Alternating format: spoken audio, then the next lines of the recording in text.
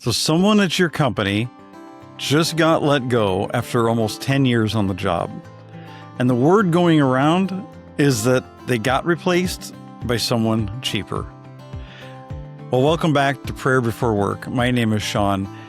And as we look into this one, it's 10 years of showing up, of solving problems, of being the person people relied on. And in the end, it came down to a line on the spreadsheet. Maybe you got the "We're family here" email at some point, and maybe you believed it a little. And now you're wondering if loyalty from an employer was ever real, or if it disappears the moment it costs too much. Now, the psalmist deals with disappointment like this too. Not from a company, but from people he trusted.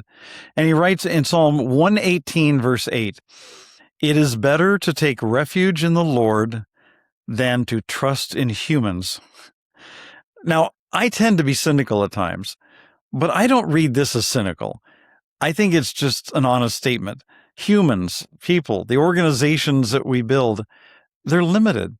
I mean, even well-meaning ones make decisions under pressure that don't line up with the things they say when times are good. And that doesn't mean you stop doing excellent work or that you stop caring about the people beside you, but it means that your sense of worth and security can't be built on a company's language, because companies are made of people, and people change, and budgets change with them. And your value was never actually decided by a job title or how much tenure you have. It was decided long before any job offer showed up. So do good work because that's who you are. Build real relationships with the people around you because that's what actually lasts past a layoff. But hold the company's promises with an open hand. I mean, put your weight down somewhere sturdier than on an org chart. So let's pray.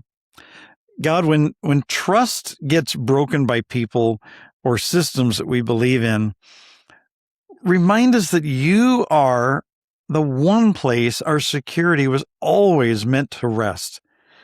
Help us keep doing good work without needing a company to prove our worth back to us.